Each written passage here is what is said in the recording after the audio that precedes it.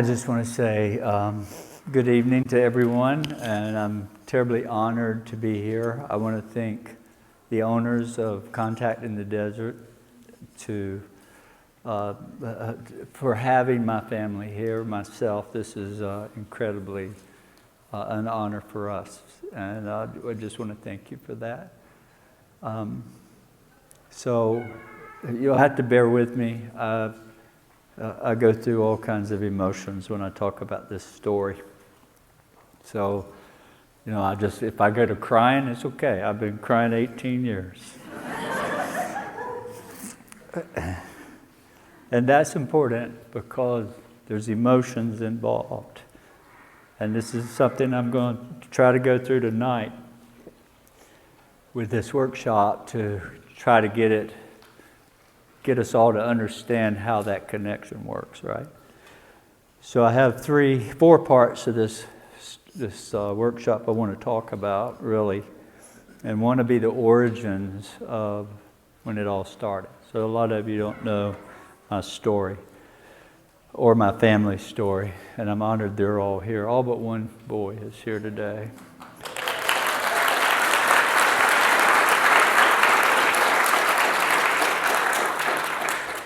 So our second subject we'll talk about after the initial experience is a period of 5 years in there that was full of confusion and anger and fear and a lot of other things.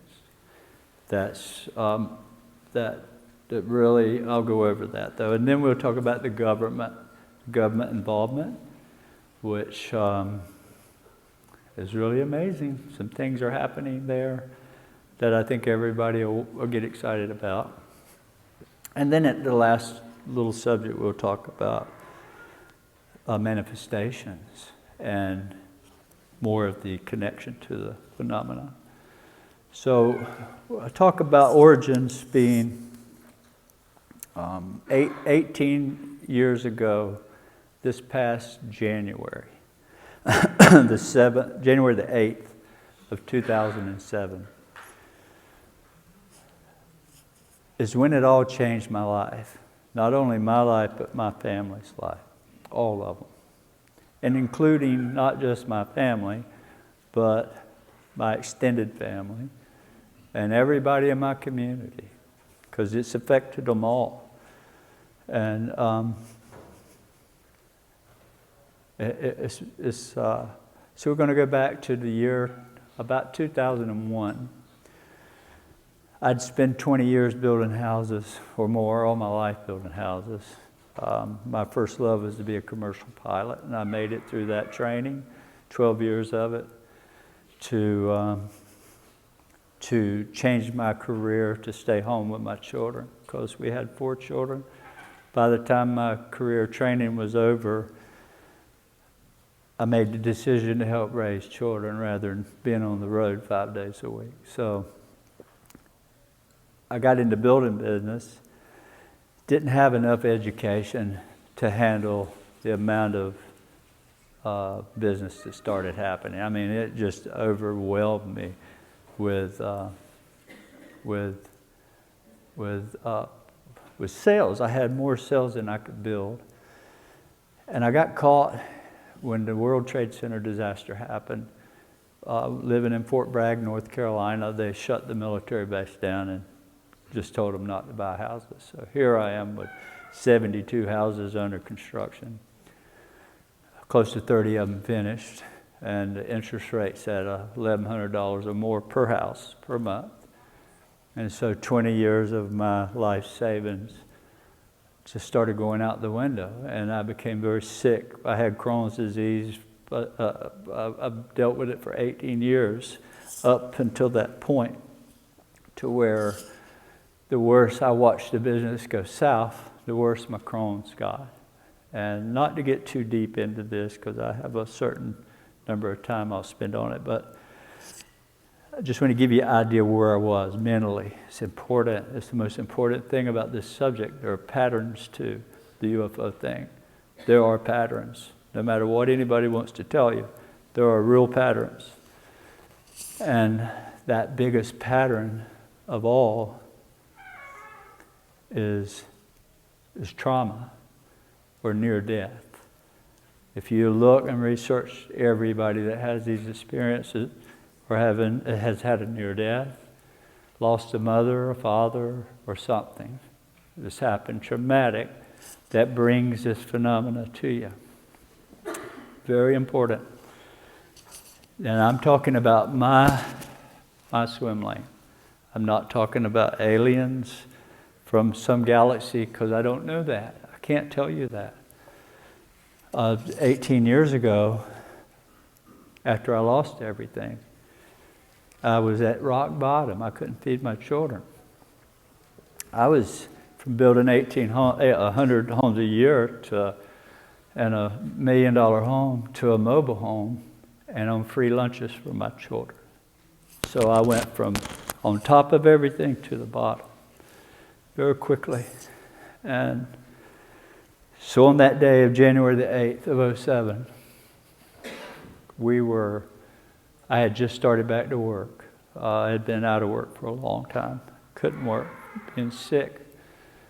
And we had finished a job about 2 hours out of town. Myself, Chris Jr., and several other guys. So we wanted to celebrate a day of fishing because we don't have to go out of town 2 hours a day anymore. 4-month job complete. So long story short, you know where I'm at mentally. I've lost everything. I'm sick. I have Crohn's. My son, Chris Jr., is sitting right there. He was 17 years old when it all happened.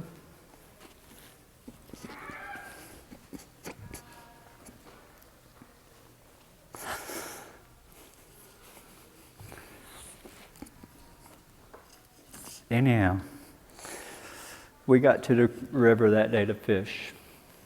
Cold, cool, 50-degree day, January.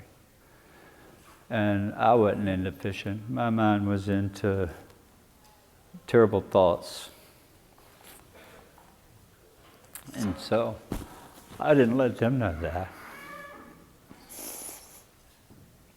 I just did my job of organizing them. Got them fishing, everything working. And I left. I left on foot, walking, meditating, crying out to the heavens. What am I going to do? I'm sick. All I could think is I can't get a job. You know, I'm down to free lunches for my children. We're living in a mobile home that has no kitchen cabinets or no floor. So, at my lowest point, I walked away from them, not letting them know anything. And I walked up the hill about a quarter mile away from where they were fishing. And there were these 2 balls of fire, huge balls, I'm saying 40, 50 foot around, sitting in the broad daylight. It wasn't dark. And it was the blue sky. But the sun had gone down just below the top of the trees. And when I got up that hill, there were 2 of these balls of fire sitting there side by side. And it scared me really bad because I knew it was nothing from here. You know, my pilot training, I knew, being around Fort Bragg, nothing like this. I knew something, it was from somewhere else. So I tried to hide. I thought I was hiding. Thought I was. I had a hill. I was climbing up the hill, walking up a hill. A road you drive on, but it was so steep that I couldn't see the field up here. So when I got high enough up the hill that I could see the field, it's where I saw them sitting at the backside of the field. So I ducked down using the hill to hide me. So I'm sitting there thinking, oh my God, what is this? I peep up. I'd look back down and just think about it. And after a few minutes of that, I got worried about Chris Jr. and them boys. So I turned. I thought, I'm going to run. So I turned around my body. Now I'm on my knees with a hill on a dirt road. So I turned my body and I thought, I got to run. It's getting near dark, thick grass in the road. mud puddles. And I'm contemplating all this to make that run. And so the very second I made that decision to run, I looked back one more time. I couldn't help myself, right? And when I did, this is when everything changed. If you see a light fly by in the sky, that's one thing. It'll awaken you. But it'll leave you with this doubt, most people, unless it does something funny to you. But most of the time it was a light. And our mind will try to rule it out what it is. So you never were really sure. And that's common. And I probably haven't been sure either, would have not been, hadn't it reacted like it did. So when I turned to run, it appeared another one here above me, right in front of me, and went right straight down to the ground in a second. My whole world turned upside down because I knew it saw me and I knew it was coming for me. And it basically put that in my head when it did it. So next thing I know, I come walking up to the fire where I left them, and he's gone. He's not there. But these three guys are there fishing that were workers with us. And they're standing around the fire in a dark, down in the woods. They don't see me coming because I'm coming in the dark, right? And I get within 20 feet of them before they see me. Scared them to death. And I'm like, where's Junior? They said, well, we don't know. He left 2 hours ago on foot looking for you in the back of the woods. 2 hours. I was just up at the field. You won't believe what I just saw. They're like, no, you've been gone all night. We've been looking for you. So I could not believe that I had been gone 4 hours. That's how long I've been gone. So I ran and I found Junior, calling out for him, and he was hiding up under some bushes in the back of the cul-de-sac. And when I found him, he was pretty much in shock. He was afraid. And he was telling me about seeing these red orbs, these little creatures. I began to freak out because I just saw these balls of fire up at the field, and here's my son. He's all out of whack. He's not happy at all. And he's explaining seeing two little creatures that had him paralyzed. He couldn't move. He couldn't scream. So, and my book, UFO of God, gives a very good detail of all this. I'm giving an elevator pitch, basically, of all the details that happened there. But long story short, when I got him, we walked back to the fire. And he was like, I want to go home. I don't want to stay. I want to go home. He was demanding to go home right then.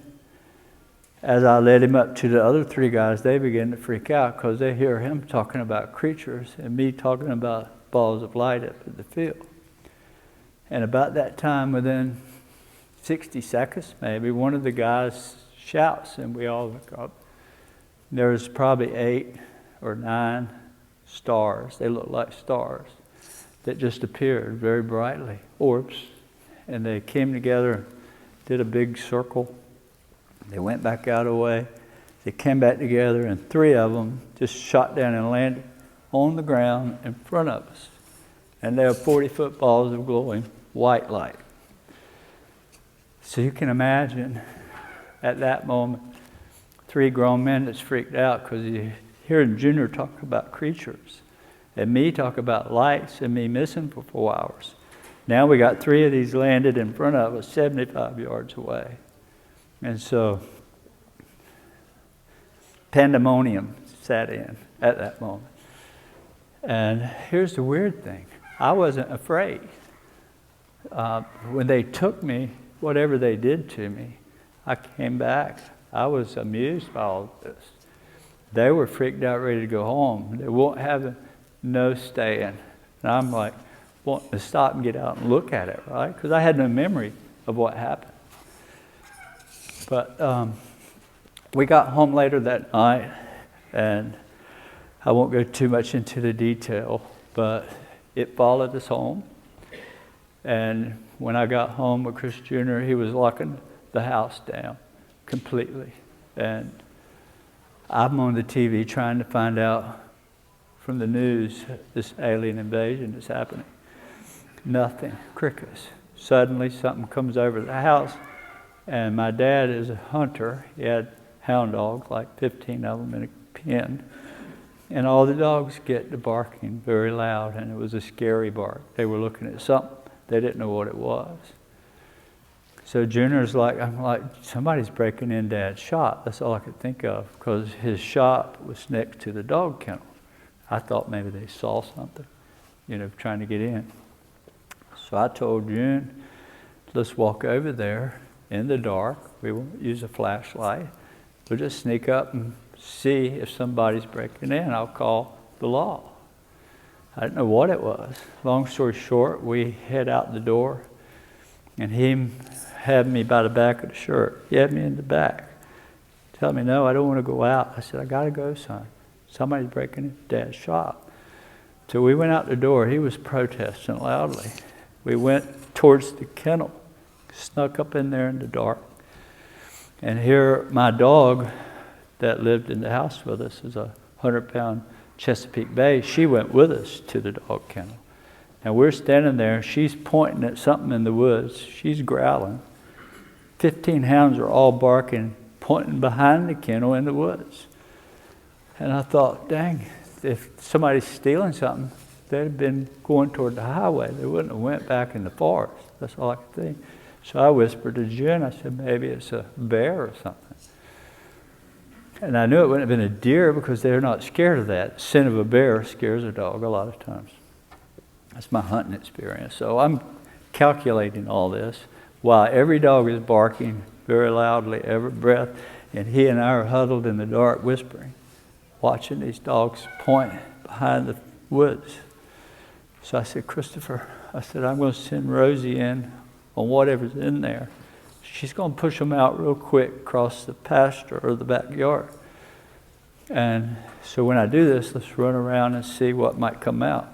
I thought an animal might come out, right? So long story short, I bumped her on the rear with my foot and told her I said, get him, Rosie. She took off in the woods. He and I took off running. He has me by the shirt. We got to the end of the two-rut road. I had to make a left. It was a little slippery because the frost was coming. And he pulled away. I thought he just pulled away from me because I slipped. But instead, he turned right, and he went to the house. He didn't want no more of that. So I turned left, and I went to the back. I thought he was still behind me. And we hearing these dogs are barking. So the sound and all this was just, it was amazing. Scary, the whole thing. So I run up to this tree, and I stop myself against this tree in a full run, and I'm panting, from running. But I'm trying to be quiet because the dog's coming. It's coming. I hear it coming through the woods. So any minute, something's fixing to come out. And I'm trying to quiet my breath. So I run up to the tree, I stop, and I look back because I thought Christopher was coming. He just pulled away from me. But he didn't. He went the other way. So when I look back behind me is when I just thought I was dead. I'm against a tree. I run up to the tree. I stop. And I look back, and it's like, oh my God. There it stood behind me 3 feet. It was about that high. And it was glowing the color of the moon, this soft white glow. Had these red glowing round eyes. And I just went, I thought I was dead. I didn't know what to do, so I pulled myself closer to the tree to turn around because I didn't want to, do something. This thing's going to kill me. And when I did, I dropped my hands and I said, I'm sorry. I surrendered, just like that. And it looked at me and it said, you don't understand. We're not here to hurt you. We're here to help you. And about that time, the dog comes on through, and it disappears, right? So the next morning, when I get up about 10 o'clock, I had forgotten to take my Crohn's medicine. And I'd been taking it for 17 and a half years. And without it, I was extremely, in the bathroom all day. That's what Crohn's does to you. Even with medicine, you're still there. And I had no symptoms. And to this day, I've never had another symptom of Crohn's disease. So coming home, I'm moving into this next 5 years thing.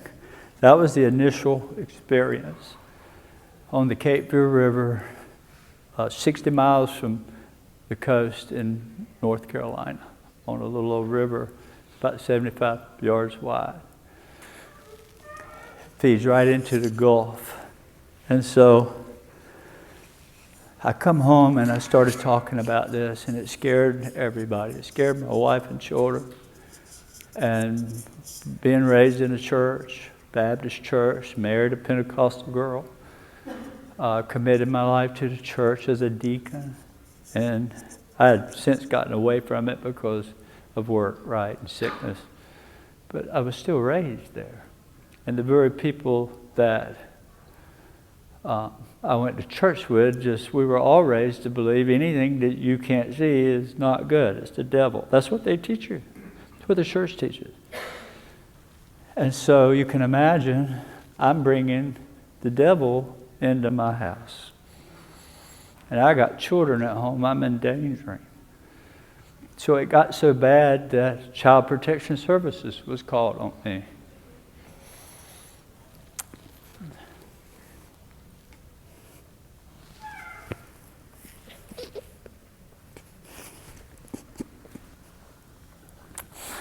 But I overcame it.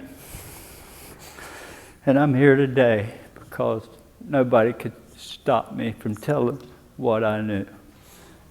I just had to say that.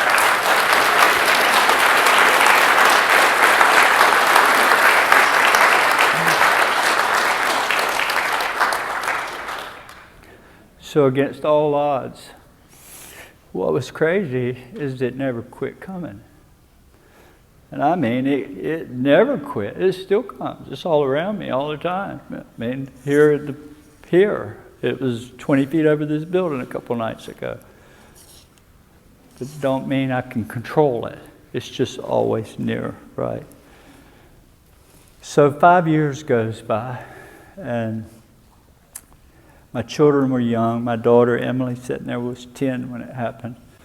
Now, 5 years later, she's in junior high, 15. My boys, Chris Jr. was 17. He was the oldest. Ryan, he was 13. My brother Jeremy, he was like 14 or 15. They were all dating girls in school or wanting to, getting into girls and proms, and hear their crazy dads all over TV and talking about aliens, right? So my children comes home and